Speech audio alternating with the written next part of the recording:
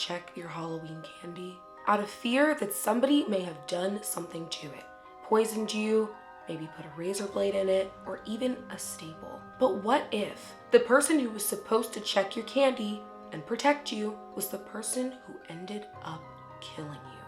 Hello, my fellow divers, and welcome back to another episode of Crime Dive, where we take a deep dive into crime. I'm your host, Lexi. Thank you so much for listening and watching. If you're new, welcome to the water. We're so happy to have you. If you're returning, welcome back to the water. We missed you, and thank you for coming back to take another deep dive into crime with us. We are back with more spooky content, everybody, so please make sure you like, comment, subscribe, and turn on your post notifications. And if you're listening on podcast platforms, I upload on Tuesdays, as you know. Today, we are going to be talking about the case of a man who poisoned his own son's Halloween candy. This case just boggles my mind. I really don't understand why you would want to hurt one of your own children. What in the world is worth their life? I'll never understand that. But with that, let's get right into the case.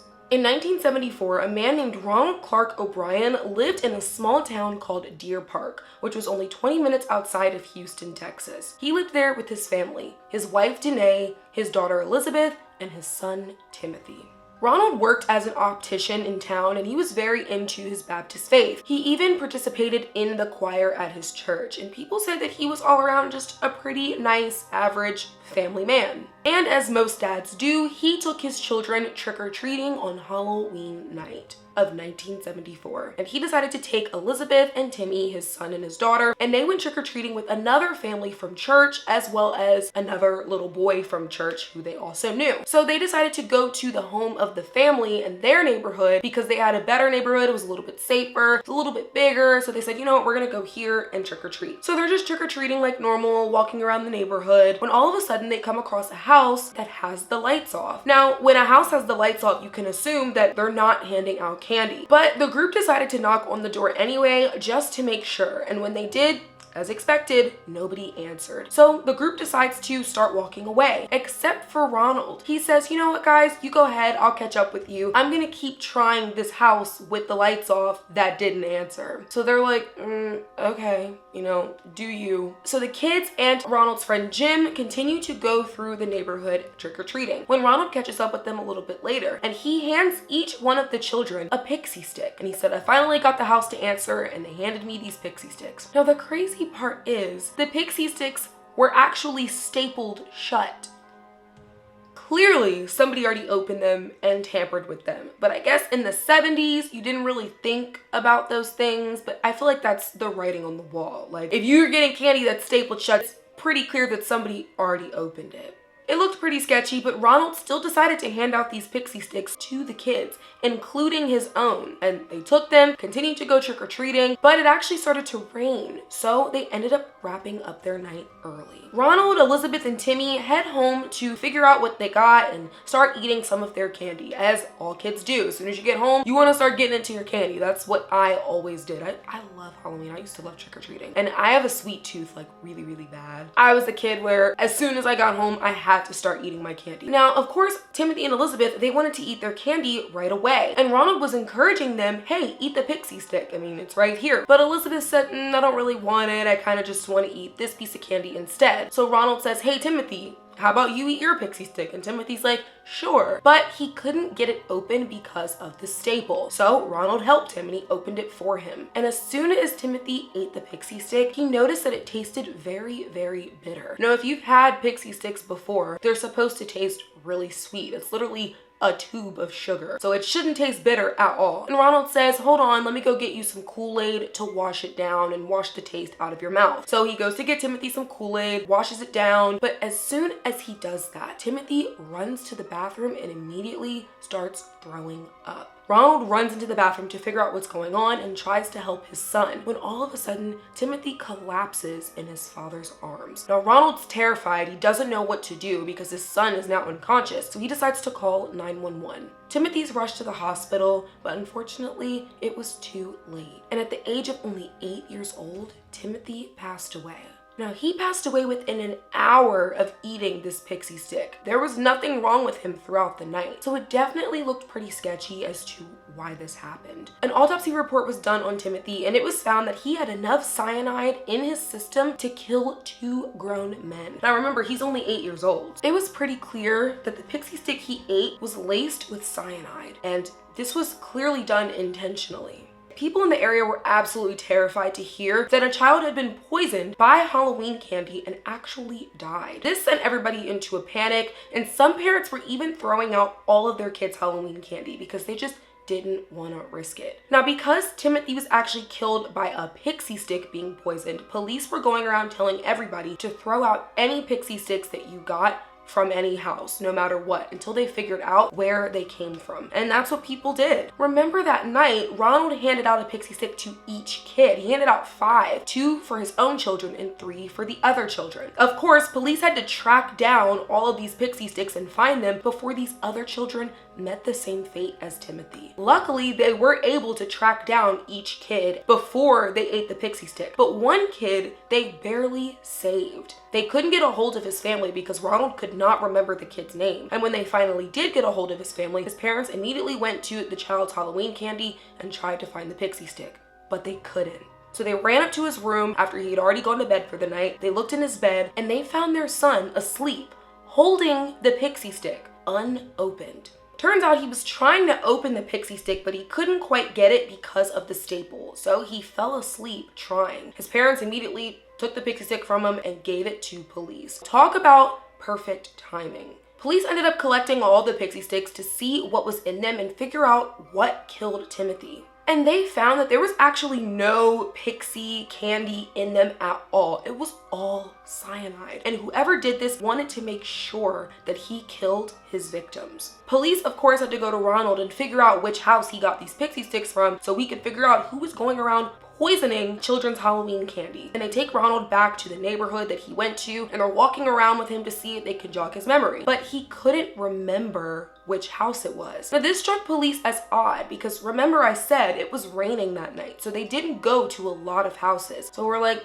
pretty sure he would remember which house he went to, but Ronald didn't. They took him to the other houses that he remembered going to that night, but none of those people had been handing out pixie sticks. Police questioned them, looked inside their homes, and there was no evidence that they had handed out that particular type of candy. So they were ruled out. Police are starting to look at Ronald like, where is the house? I mean, what's going on? And as they walk through the neighborhood a little bit more, Ronald finally remembers which house he went to. And he's like, it was this house right here. Ronald begins to tell the story of that night as soon as they come up on the house. He said the lights were off, everybody else decided to leave, but he chose to stay. And when he knocked on the door and nobody answered, and then he knocked again and the door finally opened, but the light was still off and the person never showed their face. He said that all the person did was stick their hand out of the door holding the pixie sticks like this. It was just like, here. Didn't show their face, nothing. It was just their hand holding out these 5 stapled pixie sticks. And you chose to give those 5 stapled pixie sticks from a nameless, faceless person to 5 children, 2 of which were your own. Okay. Police found out that the house belonged to a man named Courtney Melvin, and they immediately began questioning him to figure out where he was that night. And Courtney said, I wasn't home, I was at work. Turns out he was working at a nearby airport, and he had timestamps for his clocking in and clocking out to verify that he was in fact at work that night. He didn't get off until 11 p.m., hours after Ronald and the kids had already gone home. So was there just a random person handing out candy in Courtney Melvin's house when he wasn't there? That doesn't make any sense. After police found out that Courtney Melvin wasn't even home, they became pretty suspicious of Ronald. They weren't quite sure where his story was coming from, but they just knew it wasn't adding up. They decided to look into him a little bit further, and they found that he was over $100,000 in debt. They also found that he was accused from stealing at the optical store that he worked for. His car was about to be repossessed and he had had 20 jobs in 10 years. He was accused of stealing from his job, he was about to lose his car, and he was about to lose his home as well. So Ronald was in deep, deep financial debt. Police had to look into this as a possible motive for maybe wanting to poison his own child. And sure enough, they found that in January of that year, Ronald had taken out 2 life insurance policies, one on Timothy and one on Elizabeth. They both equaled $10,000. This wasn't the only life insurance policy he took out on the kids. A month before Timothy's death, he took out another $20,000 life insurance policy on both kids, and even a few days before Timothy's death, he took out 2 more $20,000 life insurance policies on his kids. Now, this is pretty rare to do for children of such a young age. Normally, you take out life insurance policies on people who are a little bit older and their chances of passing away increase. So if you take out a life insurance policy on a child, they either may be sick or you're going to make them sick. The crazy part about this is the fact that Ronald's wife had no idea that he had done this. Danae was completely in the dark about the fact that Ronald had taken out life insurance policies on their children. This raised a red flag for police. They had a feeling that Ronald definitely did this with the intent to potentially hurt his children so he could collect the life insurance policy money and get out of debt. The life insurance policy that Ronald used in order to do this actually called police and told them that on November 1st, the day after Halloween, Ronald tried to collect the life insurance policy money. And only a day after, really, that's what you're thinking about? A local chemical store also called police and told them that Ronald came in a few days before Halloween trying to buy a large amount of cyanide, but they weren't able to give it to him because he didn't have a license, so he was denied. I'm not sure where he got the cyanide from, but this chemical store did say that he attempted to purchase it from them, and it was a lot. And this was pretty much all police needed to hear. And on November 5th of 1974, just 5 days after Timothy died, Ronald was arrested and charged with his own son's murder, as well as 4 counts of attempted murder for handing out the other poisoned pixie sticks to his daughter, as well as the other 3 children that he knew from his church. He pleaded not guilty on all charges, of course. Now, you may be wondering, why did he hand out the pixie sticks to the other children? Well, this was so his own 2 kids didn't look targeted. So unfortunately to him, the other children were pretty much just collateral damage, so that way he didn't look suspicious. But of course, he did anyway. The trial began on May 5th of 1975, which was the following year. And one of Ronald's friends, who was a chemist, actually ended up testifying, saying that Ronald was asking him a lot of questions about how much cyanide it would take to kill a person.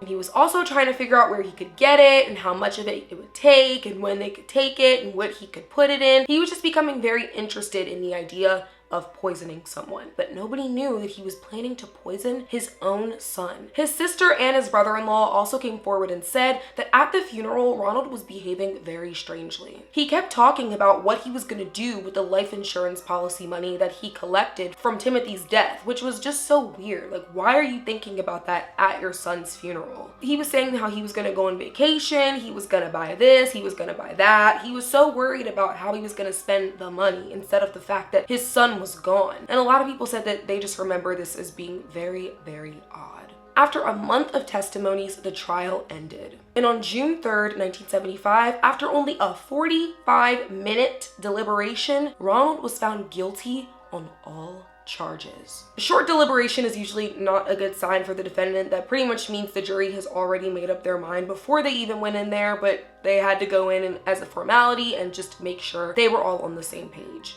Ronald ended up being sentenced to death for the murder of his son and the attempted murder of the other 3 children. As expected, his wife Danae filed for divorce shortly after he was convicted. Execution was set for August 8th, 1980, but it got pushed to May 25th, 1982. And then it got pushed again for Halloween night of the same year. It was said that the judge wanted Ronald to be executed so bad on Halloween night, which was the 8th anniversary of Timothy's death, that he was going to drive him there himself in order to make it happen. But once again, his execution got pushed back. It got pushed again to March 31st, 1984.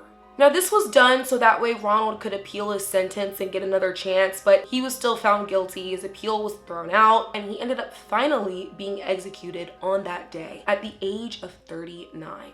Ronald maintained his innocence until the very end. He never came forward and he never admitted to what he did to his son, even though the evidence suggested otherwise. His final words were, "I forgive all, and I do mean all, those who have been involved in my death. God bless you, and may God's best blessings always be yours." As of today, Ronald's ex-wife, Danae, got remarried and her new husband ended up adopting Elizabeth. I can't imagine how hard this tragedy was for them to move on from, especially because Timothy was their son, was their brother, and they absolutely loved him. And to know that their father, their husband, was the one who took his life, I don't know how you ever get over something like that. His father was supposed to protect him, and he was the one that he should have been watching out for. But with that, we're gonna go ahead and wrap up today's episode. We'll be back next week with another episode of spooky content. Thank you so much for listening and watching, and I hope to see you in the water soon.